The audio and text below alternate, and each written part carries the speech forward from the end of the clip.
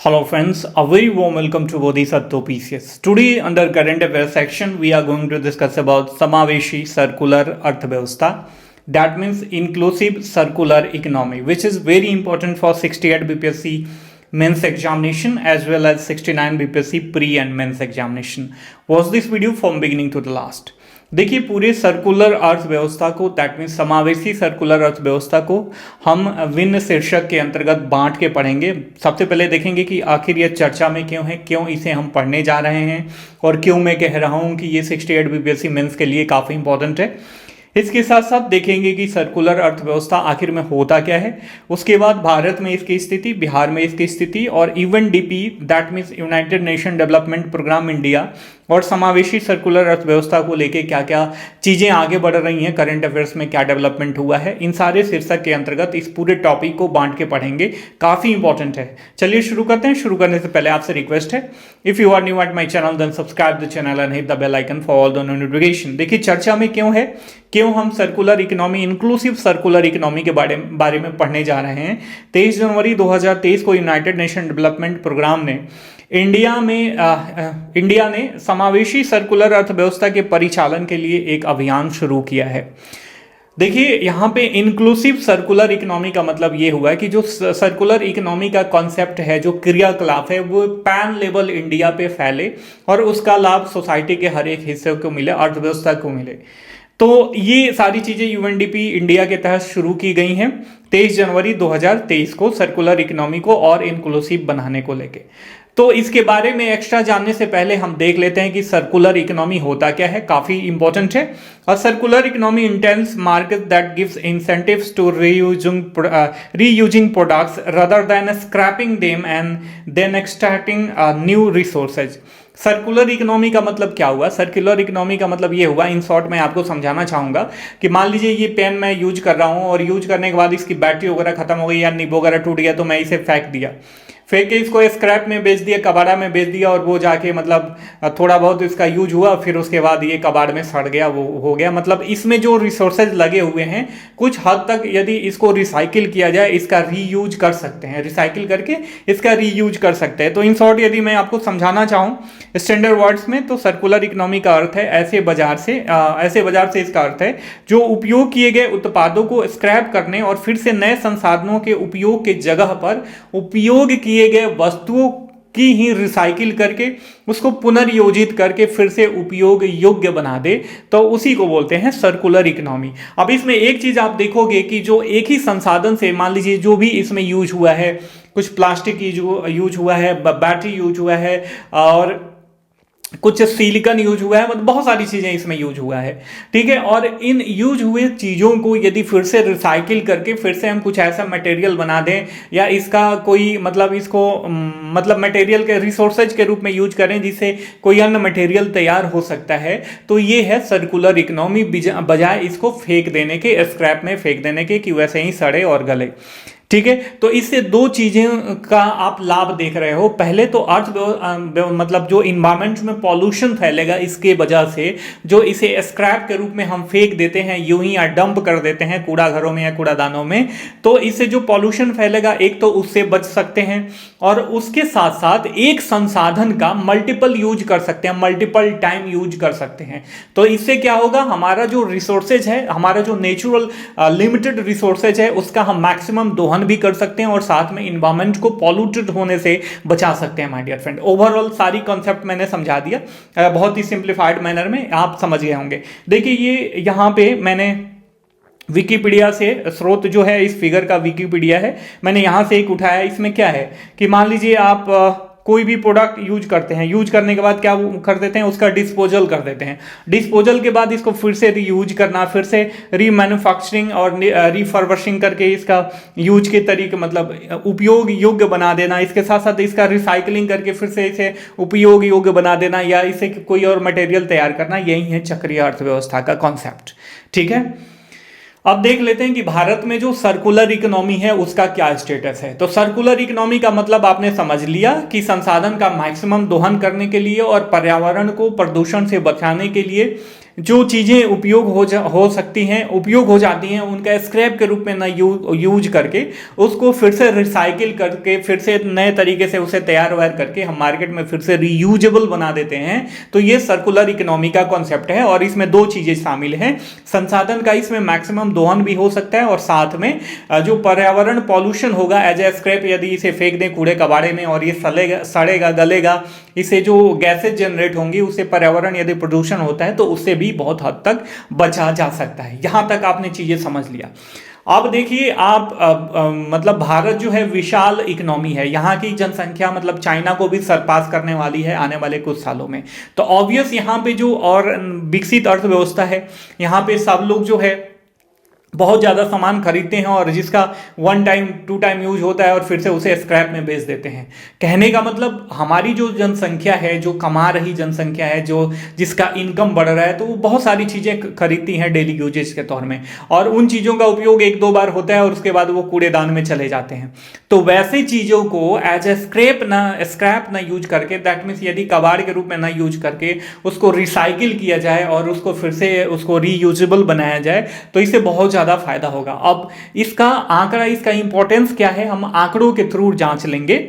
देखिए, सतत विकास लक्ष्य एजेंडा 2030 की प्रतिबद्धता की ओर भारत बढ़ रहा है। स्व प्रतिबद्ध है भारत की 2014 में जहां 18% अपशिष्ट प्रसंस्करण करता था, ये 2021 तक इनका टारगेट जो है 70% तक बढ़ाना था इनका, पेरिस समझौते के तहत, आपको पता होगा।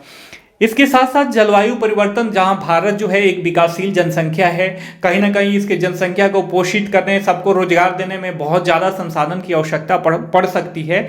तो इस समय में यदि जलवायु परिवर्तन की मार भी भारत के ऊपर पड़े तो थोड़ा बहुत इसके लिए दिक्कत क्रिएट कर सकता है। थोड़ा बहुत क्या, मैक्सिमम मास लेवल पे दिक्कत क्रिएट कर सकता है।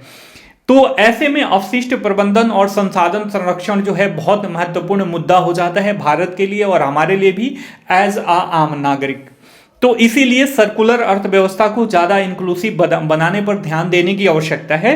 सर्कुलर इकोनॉमी बिजनेस मॉडल में होता क्या है, आपने देखा कि टेक, मेक और वेस्ट। हमने नॉर्मली हम क्या करते हैं, कोई संसाधन लेते हैं, उसे मेकिंग करते हैं और उसके बाद मेकिंग के बाद उसका वेस्ट कर देते हैं, यूज करने के बाद वो वेस्ट हो जाता है। तो यहाँ पे मल्टी लाइफ साइकिल, इसके जगह पे multi life cycle, circular value chain में परिवर्तन को प्रोत्साहित करना जो है सर्कुलर इकोनॉमी का लक्ष्य है।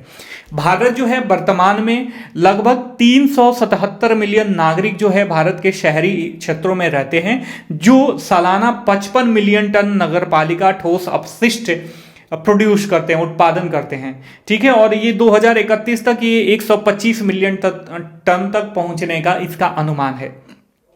ठीक है, यदि हम इसके प्रासंगिकता को देखें, इसका वैल्यूएशन करें तो 2050 तक भारत जो है 624 बिलियन अमेरिकी dollar, that means 40 lakh crore रुपए का वार्षिक लाभ प्राप्त कर सकता है इस सर्कुलर इकोनॉमी के वजह से। तो आपने देखा कि सर्कुलर इकोनॉमी का यदि ढंग से इंक्लूसिव रूप से सरकार के द्वारा उसका प्रयास किया जाए, चाहे वो सेंट्रल गवर्नमेंट हो या स्टेट गवर्नमेंट हो या वर्ल्ड लेवल की जो ऑर्गेनाइजेशन है, उनके प्रयासों से यदि उसका उपयोग करते हैं तो कितना ज़्यादा जो है हम इसमें हम अपना मनी सेव कर सकते हैं, पर्यावरण को बचा सकते हैं और संसाधन को भी सेव कर सकते हैं। और इसके साथ साथ जो बाह्य आगत है हमारा, जो हम इंपोर्ट करते हैं, जैसे चाइना से मैक्सिमम चीज़ें इंपोर्ट करते हैं, तो हमारा कितना रिजर्व जो है, फॉरेन रिजर्व चाइना में चला जाता है या किसी अन्य कंट्री में जहाँ से हम इंपोर्ट करते हैं वहाँ पे चला जाता है। तो हमारा फॉरेन रिजर्व भी काफ़ी हद तक इसमें हम उसको संरक्षित करेंगे, जो हमारे भविष्य के लिए या अन्य कामों के लिए यूज किया जा सकता है। तो ये चीज़ें आपको समझ में आ गई होंगी।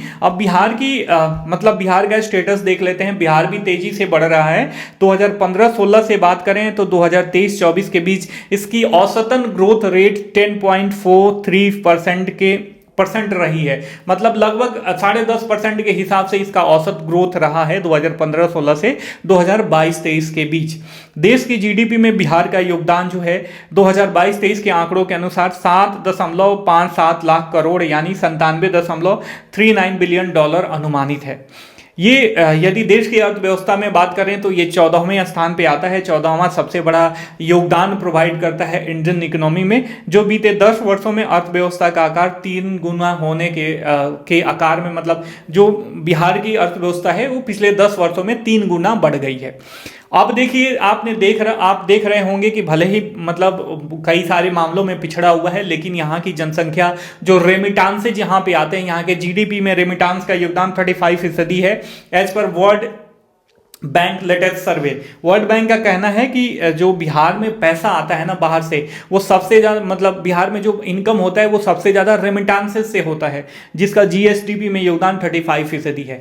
तो ये लोग कमा रहे हैं, ऑब्वियस कमा रहे हैं, तो अपने लग्जरी पे खर्चा करते हैं, अच्छे अच्छे सामानों को खरीदते हैं जो कभी एक बार यूज होता है, 2 बार यूज होता है, या जनरल लोग फिर से कोई नया मॉडल आ जाता है, जैसे टीवी हो गया, फोन हो गया, या पेन हो गया। पहले पेन आप देखते थे, हम बचपन में पढ़ते थे, जब 90 के किड्स की बात कर रहा हूँ, तो एक पेन जो है हमारा कम से कम 5 महीना 6 महीना चलता था, क्योंकि उसमें उसके रिफिलिंग कर करके पढ़ते थे। अब पेन कितने में आ रहा है? 3 रुपया, 2 रुपया, 5 रुपये में आ रहा है। उसका एक बार लोग लिखो फेंको यूज करते हैं और फिर फेंक देते हैं।